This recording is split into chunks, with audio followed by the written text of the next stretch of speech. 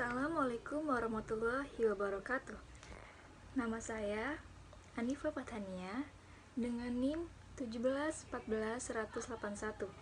Di video kali ini saya akan menjawab beberapa pertanyaan dari UTS mata kuliah Manajemen Perbankan.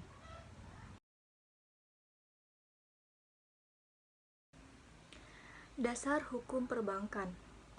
Undang-Undang Nomor 10 Tahun 1998 tentang perubahan atas Undang-Undang Nomor 7 Tahun 1992 tentang perbankan. Menurut Undang-Undang Nomor 10 Tahun 1998, perbankan adalah badan usaha yang menghimpun dana dari masyarakat dalam bentuk simpanan dan menyalurkan kepada masyarakat dalam bentuk kredit dan atau bentuk-bentuk lainnya dalam rangka meningkatkan taraf kehidupan rakyat banyak. Dengan demikian, dapat kita simpulkan pengertian bank adalah badan usaha yang di dalamnya terdapat kegiatan untuk menghimpun dana, menyalurkan dana, dan yang lainnya.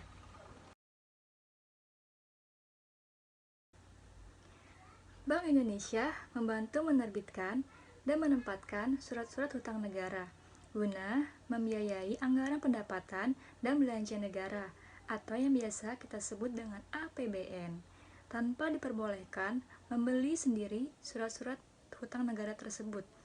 Bank Indonesia juga bertindak sebagai kasir pemerintah yang menatausahakan rekening pemerintah di Bank Indonesia dan atas permintaan pemerintah dapat menerima pinjaman luar negeri untuk dan atas nama pemerintah Indonesia. Di dalam kegiatan bank ada 3. Yang pertama, menghimpun dana, yang kedua, menyalurkan dana, dan yang ketiga, memberikan jasa-jasa lainnya, di mana menghimpun dana ini ada beberapa produk tabungan atau simpanan, yaitu simpanan giro, simpanan tabungan, dan simpanan deposit. Sedangkan untuk menyalurkan dana oleh bank dilakukan dengan menyediakan beberapa fasilitas kredit. Dengan memanfaatkan fasilitas kredit tersebut, diharapkan masyarakat dapat mensejahterakan kehidupannya. Ada beberapa produk kredit dalam menyalurkan dana. Yang pertama, kredit investasi, yang kedua kredit modal kerja, yang ketiga kredit perdagangan, yang keempat kredit konsumtif, dan yang kelima kredit produktif, di mana kredit produktif ini dapat menghasilkan barang dan jasa. Sedangkan untuk memberikan jasa-jasa lainnya itu memberikan masyarakat untuk dipermudahkannya dalam transaksi pembayaran seperti menerima setoran, pembayaran pajak, telepon, air, dan listrik, dan untuk menerima pembayaran seperti gaji, pensiun, dividen, dan bonus.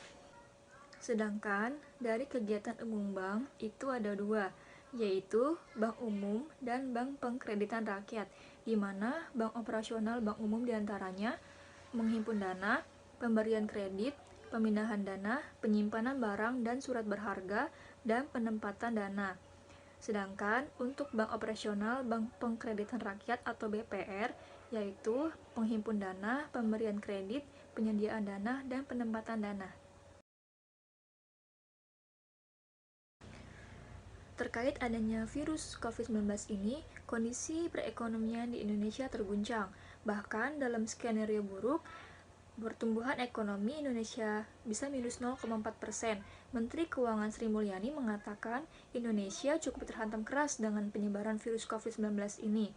Nilai tukar rupiah terhadap dolar Amerika Serikat berpotensi melemah sehingga Rp20.000 per dolar Amerika Serikat akibat wabah virus corona ini.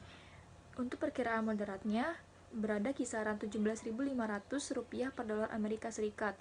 Hal ini menjadi bagian dari salah satu skenario asumsi makro 2020 yang seluruhnya mengalami perubahan, seperti pertumbuhan ekonomi minus 0,4%, selain itu inflasi 5,1%, serta harga minyak mentah Indonesia yang anjlok menjadi. Gubernur Bank Indonesia Peri Warjio menegaskan, pihaknya tidak akan membiarkan skenario nilai tukar rupiah menjadi Rp20.000 per dolar Amerika Serikat. Bahkan ia mengatakan nilai tukar rupiah saat ini berada pada kisaran Rp16.000 per dolar Amerika Serikat, sudah cukup stabil. Penyebab melemahnya rupiah karena investor panik, sehingga apa yang disebut pembalikan modal atau capital outflow selama periode terjadinya pandemik ini antara bulan Januari dan Maret 2020 telah terjadi capital outflow dalam portofolio investasi Indonesia yang jumlahnya mencapai 167,9 triliun rupiah. Bank Indonesia telah melakukan beberapa langkah untuk mengantisipasi dampak virus corona ini. Bank Indonesia berkoordinasi dengan pemerintah untuk melakukan aspek-aspek yang berkaitan dengan stabilitas moneter maupun stimulus moneter, di mana Bank Indonesia telah menurunkan suku bunga bank selama 2 kali, sehingga suku bunga Bank Indonesia menjadi 4,5% untuk merilis beban dunia usaha. Dampak penyebaran virus COVID-19 kian menekan aktivitas ekonomi dalam negeri. Perlambatan ini akan berimbas pada kredit perbankan, baik ke penyaluran maupun kualitas asetnya, termasuk ke segmen korporasi. Kendati begitu, perbankan belum mau buka-bukaan atau transparan sudah seberapa besar permintaan restrukturisasi yang datang dari debitur korporasi sebagai dampak virus corona. Bank Mandiri misalnya, masih menginventarisir nasabah dari sektor-sektor yang terdampak virus corona untuk dilakukan penyesuaian relaksasi apa yang dibutuhkan debitur. Sedangkan Bank BCA baru akan menyampaikan informasi terkait dengan kualitas kredit, NPL, dan restrukturisasi setelah kondisi COVID-19 ini mereda. Data-data terkait itu dapat berubah setiap waktu, selagi wabah ini masih terus berkembang. Adapun komposisi restrukturisasi kredit Bank BRI terhadap total kredit per Februari masih sekitar 6%, relatif stabil dibandingkan periode yang sama pada tahun 2019. Namun, mayoritas kredit bank ini masih ditopang oleh segmen UMKM, bukan segmen korporasi. Apakah benar langkah yang diambil pemerintah dalam mengatasi ekonomi akibat COVID-19? Kebijakan pemerintah terhadap ekonomi dengan adanya virus corona atau COVID yang sedang mewabah. Pada tanggal 31 Maret yang lalu, Presiden menyampaikan stimulus pemerintah untuk mengatasi virus COVID-19 ini. Pemerintah agar lebih fokus dan khusus dikonsentrasikan untuk menghentikan penyebaran virus corona ini. Dalam kondisi seperti ini, harus fokus pada akar masalah, yaitu wabah virus corona. Kalau virus corona itu bisa dihentikan, maka berbagai persoalan ekonomi akan berhenti.